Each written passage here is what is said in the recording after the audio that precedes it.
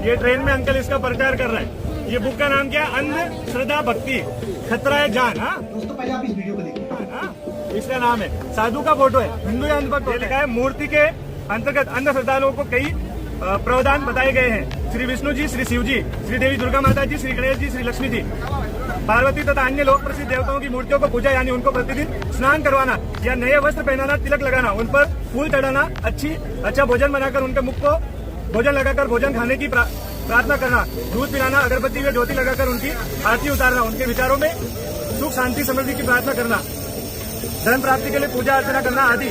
शिव जी के लिंग यानी प्राइवेट पार्ट यानी गुप्त अंग की पूजा करना। यहाँ पे लिखा है, मतलब शिवलिंग जो है वो शिव जी का गुप्त अंग है, ऐसा इन लोग बोलते हैं, और अपन उस पर दूध चढ़ाते हैं। ऐसा करना चाहिए। क्यों नहीं दिखा दो।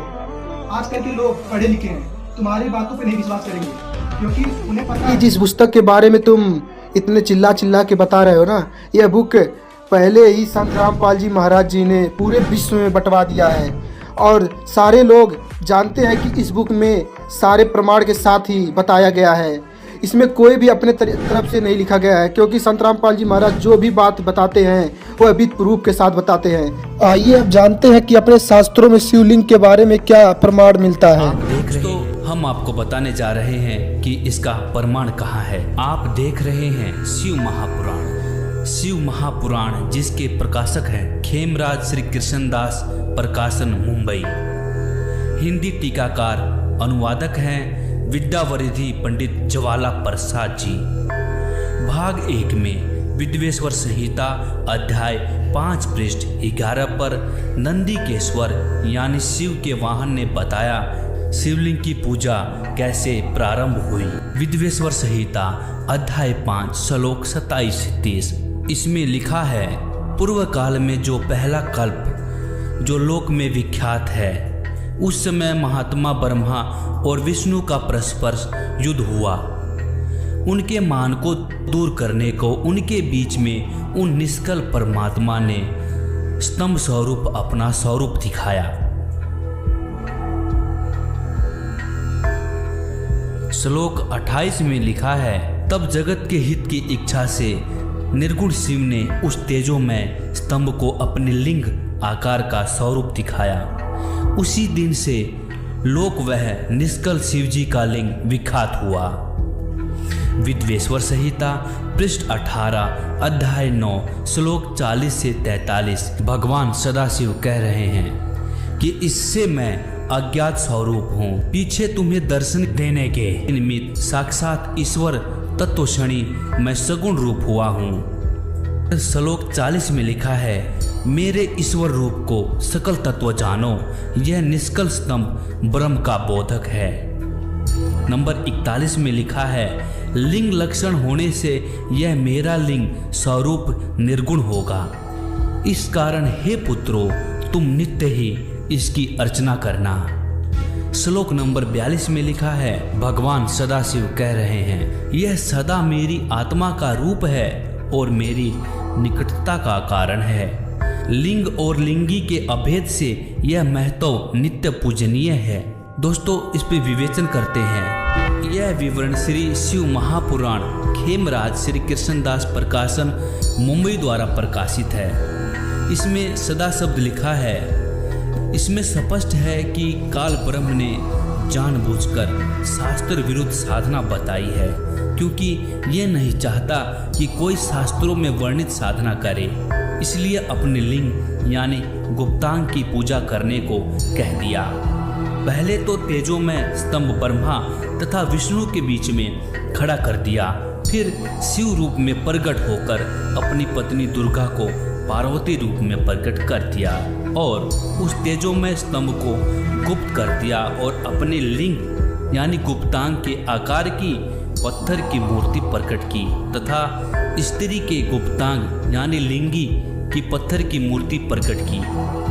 उस पत्थर के लिंग को लिंगी यानी स्त्री की योनि में प्रवेश करके ब्रह्मा तथा विष्णु से कहा कि यह लिंग तथा लिंगी अभेद रूप है, यानी इन दोनों को ऐसे ही रखकर नित्य पूजा करना। इसके पश्चात यह बेशरम पूजा देखा देखी चल रही है।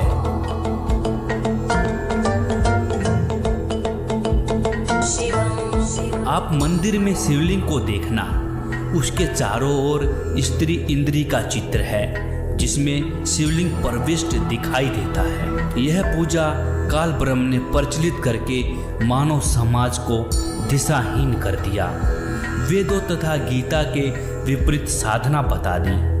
आप जी ने ऊपर शिव पुराण भाग 1 में विद्वेश्वर संहिता के पृष्ठ 11 पर अध्याय 5 श्लोक 27 से 30 में पढ़ा कि शिव ने जो तेजोमय स्तंभ खड़ा किया था, फिर उस स्तंभ को गुप्त करके पत्थर को अपने लिंग यानी गुप्तांग का आकार दे दिया और बोला कि इसकी पूजा किया करो। शिवलिंग की पूजा बताने वाले काल ब्रह्म यानी सदाशिव की है, जो ब्रह्मा विष्णु तथा शिव जी के पूज्य पिताजी हैं।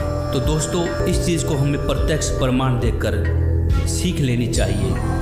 वक्त है अभी भी संभल जाओ, नहीं तो मानव जीवन का अवसर हाथ से जाने के पश्चात रोने के अतिरिक्त कुछ नहीं रहेगा। गीता व वेदों का ज्ञान परम अक्षर ब्रह्म का बताया हुआ है, इसलिए यह प्रमाणित व लाभदायक है। आप देखें यह शिवलिंग का चित्र, स्त्री के गुप्तांग का चित्र जिसमें शिवलिंग प्रविष्ट है। शिव का लिंग गुप्तांग का चित्र जो आप ये देख रहे हैं, एक खड़ा पत्थर देख रहे हैं, यह शिवलिंग का चित्र है।